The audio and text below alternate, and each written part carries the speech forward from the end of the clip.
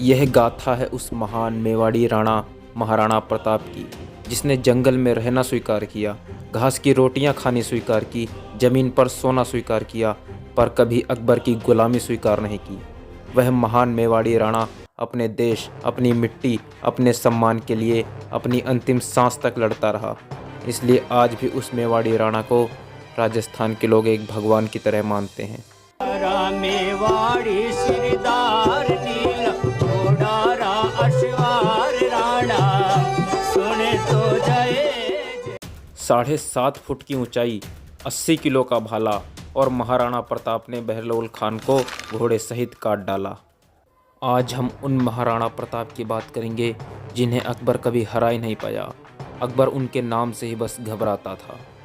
यह बात 1540 की है, जब मेवाड़ बहुत ही नाजुक दौर से गुजर रहा था, क्योंकि उस समय मुग़ल बादशाह अकबर की ताकत बहुत ज़्यादा बढ़ चुकी थी और उसने हिंदुस्तान को जीतना शुरू कर दिया था। उस समय कुछ राजपूत राजा तो अकबर की विशाल सेना देखकर ही उसके अधीन हो गए थे और कुछ राजपूत अपने निजी लाभ के लिए अकबर से मिल चुके थे। इसी साल यानी कि 1540 में महाराणा प्रताप का जन्म कुंभलगढ़ दुर्ग में राणा उदय सिंह और माता जयवंता बाई के यहाँ हुआ। महाराणा प्रताप के पिता राणा उदय सिंह भी एक बहादुर राजा थे और वह कई सालों से मुग़लों का सामना करते हुए चले आ रहे थे। जब महाराणा प्रताप का जन्म हुआ तब यह बात किसी ने नहीं सोची थी कि यह बच्चा एक दिन बहादुरी और देश प्रेम की मिसाल बन जाएगा। जब कुंवर प्रताप थोड़े बड़े हुए तब उन्हें शिक्षा के लिए गुरुकुल भेजा गया। उनका बचपन भीलों के साथ बीता। उन्होंने भीलों के साथ युद्ध कला, घुड़सवारी आदि सब कुछ सीखा। भील लोग महाराणा प्रताप को कीका कहकर बुलाते थे, जिसका मतलब होता है पुत्र। राणा प्रताप बचपन से ही एक बहादुर और दयालु किस्म के बालक थे। वह किसी के साथ भी किसी तरह का भी कोई भेदभाव नहीं किया करते थे। वह एक सच्चे राजपूत थे। यही कारण था कि कुंवर प्रताप बचपन से ही सबके चहीते थे। जब महाराणा प्रताप 27 साल के हुए तब अकबर की सेना ने अचानक से मेवाड़ की राजधानी चित्तौड़ पर हमला कर दिया। उसकी विशाल सेना के आगे राजपूत सेना टिक नहीं सकती थी। इसलिए राणा उदय सिंह ने अपने परिवार और दूसरे राजपूतों के साथ चित्तौड़ से बाहर जाने का फैसला लिया। चित्तौड़ जीतने के बाद अकबर की सेना ने वहां खूब तबाही मचाई। हजारों औरतों को जौहर करने पर मजबूर कर दिया। अब कुंवर प्रताप अपने परिवार के साथ गोगुंदा आ गए, लेकिन वह चित्तौड़ की बर्बादी को भूले नहीं थे और वह अकबर को अपना कट्टर दुश्मन समझने लगे थे। इसी बीच साल 1572 में राणा उदय सिंह बीमार पड़ गए और उन्होंने अपनी मृत्यु से पहले अपनी सबसे प्रिय रानी धीर भाई शाह के बेटे जगमाल को राजा घोषित कर दिया। पर दरबारी और पूरी प्रजा कुंवर प्रताप को ही राजा मानती थी और वह चाहते थे कि कुंवर प्रताप ही मेवाड़ के अगले राणा बने। इसलिए दरबारियों के जोर देने पर महाराणा प्रताप को मेवाड़ के राणा बना दिया गया।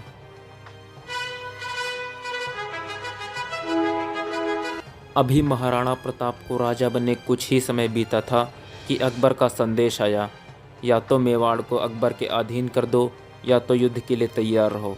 उस पत्र के जवाब में राणा प्रताप ने कहा कि राजपूत किसी से नहीं डरते, कह दो अकबर से जो करना है कर ले, हम किसी के आगे नहीं झुकेंगे। यह जवाब सुनकर अकबर गुस्से से आग बबूला हो गया, लेकिन वह महाराणा प्रताप के साथ सीधे सीधे युद्ध नहीं लड़ना चाहता था। इसलिए उसने 6 बार अलग अलग राजाओं को महाराणा प्रताप को समझाने के लिए भेजा, जिसमें जलाल खान, राजा मान सिंह, राजा भगवंत दास और टोडरमल जैसे राजा शामिल हैं। लेकिन महाराणा प्रताप ने सभी राजाओं को एक ही संदेश दिया कि हम नहीं झुकेंगे, हम अपने देश और अपनी मिट्टी के लिए अपनी अंतिम सांस तक लड़ते रहेंगे। कुछ लोग तो यह भी बताते हैं कि अकबर ने महाराणा प्रताप के सामने यह भी प्रस्ताव रखा था कि आप हमारे अधीन हो जाइए, बदले में हम आपको पूरे हिंदुस्तान का गवर्नर बना देंगे। लेकिन महाराणा प्रताप ने इस प्रस्ताव को भी ठुकरा दिया था। जब अकबर किसी भी तरह से महाराणा प्रताप को अपने अधीन नहीं कर पाया तब उसने युद्ध करने का फैसला लिया और इस तरह से महाराणा प्रताप और अकबर की सेना दोनों हल्दी घाटी में एक दूसरे के आमने सामने आ गईं। हल्दी घाटी अरावली हिल्स में पड़ती है, आज के राजस्थान में। और 18 जून 1576 को हल्दी घाटी की मशहूर लड़ाई लड़ी गई। इस लड़ाई में महाराणा प्रताप के पास 3000 अपनी सेना और 400 भील लोगों की सेना थी और दूसरी तरफ 3 गुनी अकबर की विशाल सेना थी। इस लड़ाई में महाराणा प्रताप पूरी तैयारी के साथ गए थे। महाराणा प्रताप के पास 80 किलो का भाला, 72 किलो का कवच और 2 भारी भरकम तलवारें, यानी लगभग महाराणा प्रताप ने 208 किलो का वजन अपनी पीठ पर लाद रखा था और वह अपने नीले और सबसे प्यारे घोड़े चेतक पर सवार थे। इस लड़ाई में महाराणा प्रताप ने अपना ऐसा तांडव मचाया कि मुगल सेना डरकर भागने लगी। यह लड़ाई लगभग 4 घंटों तक चली। फिर महाराणा प्रताप को रोकने के लिए अम्बेर के राजा मान सिंह अपने हाथी पर सवार होकर आए। उन्होंने महाराणा प्रताप के साथ युद्ध लड़ा और महाराणा प्रताप और उनके घोड़े चेतक को घायल कर दिया। जब महाराणा प्रताप को पता चला कि अब हम इस लड़ाई को नहीं जीत सकते, तब उन्होंने अपने घोड़े के साथ कई वफादार सैनिकों को लिया और जंगल की तरफ चले गए। कुछ मुगल सैनिकों ने उनका पीछा किया। तभी रास्ते में एक लंबी सी नदी पड़ी और महाराणा प्रताप के घोड़े चेतक ने 25 फीट लंबी छलांग मारकर उस नदी को पार कर लिया और मुगल सैनिकों के घोड़े उसे पार नहीं कर सके। महाराणा प्रताप को सुरक्षित नदी के दूसरे किनारे उतारने के बाद चेतक ने अपने प्राण त्याग दिए। इस लड़ाई के बाद मुगलों ने मेवाड़ के काफ़ी बड़े हिस्से पर कब्जा कर लिया, जिसमें कुंभलगढ़, गोगुंदा और उदयपुर शामिल है। लेकिन मुगल कभी पूरे मेवाड़ पर कब्जा नहीं कर पाए और ना ही वह महाराणा प्रताप को पकड़ पाए। इसलिए यह भी कहा जाता है कि हल्दी घाटी की लड़ाई में ना अकबर जीता था और ना ही महाराणा प्रताप हारे थे। इसके बाद महाराणा प्रताप अपने परिवार के साथ जंगल में चले गए और वहां पर उन्होंने नई सेना बनानी शुरू कर दी और साथ ही अपने देश को आज़ाद कराने की शपथ भी ली। यही वो समय था जब महाराणा प्रताप ने बहुत ज़्यादा दुख सहे। उन्हें घास की रोटियां खानी पड़ी, जंगलों में रहना पड़ा, ज़मीन पर सोना पड़ा और भी बहुत सारी तकलीफ़ें सहनी पड़ी। पर फिर भी महाराणा प्रताप अपनी मिट्टी के साथ किसी भी तरह का समझौता करने को तैयार नहीं हुए। मुगलों ने अपनी पूरी ताकत लगा दी महाराणा प्रताप को पकड़ने के लिए। महाराणा प्रताप को पकड़ने के लिए मुगल सेना जंगल के अंदर आने लगी, लेकिन महाराणा प्रताप ने अपनी छापामार युद्ध कला और अपने भील दोस्तों के साथ मिलकर अनेकों मुगल सैनिकों को मौत के घाट उतार दिया। अकबर ने अपने अच्छे से अच्छे कमांडर को भेजा, लेकिन महाराणा प्रताप ने सभी का सफाया कर दिया। इस तरह से मुगल कभी महाराणा प्रताप को पकड़ने में कामयाब नहीं हो पाए। इसी बीच साल 1579 में बिहार, बंगाल और पंजाब के राजाओं ने विद्रोह कर दिया और अकबर के खिलाफ हो गए। अकबर इन विद्रोहों को दबाने में व्यस्त हो गया और इस समय तक महाराणा प्रताप ने भी लगभग 40,000 की सेना बना ली थी और सही मौका देखकर उन्होंने दीवेर की मुगल छावनी पर हमला कर दिया। यह हमला ठीक उसी प्रकार किया गया था जैसे अकबर ने अचानक से चित्तौड़ पर हमला किया था और तबाही मचाई थी। दीवेर की लड़ाई में महाराणा प्रताप और उनकी सेना, जिसमें लोहार और भील शामिल थे, उन्होंने ऐसा पराक्रम दिखाया जिसके आगे मुगल टिक ही नहीं पाए।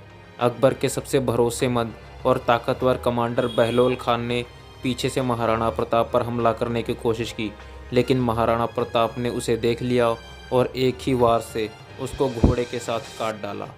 यह दृश्य देखकर सभी मुगल अधिकारी और सैनिक बुरी तरह से डर गए और उन्होंने महाराणा प्रताप के आगे सरेंडर कर दिया।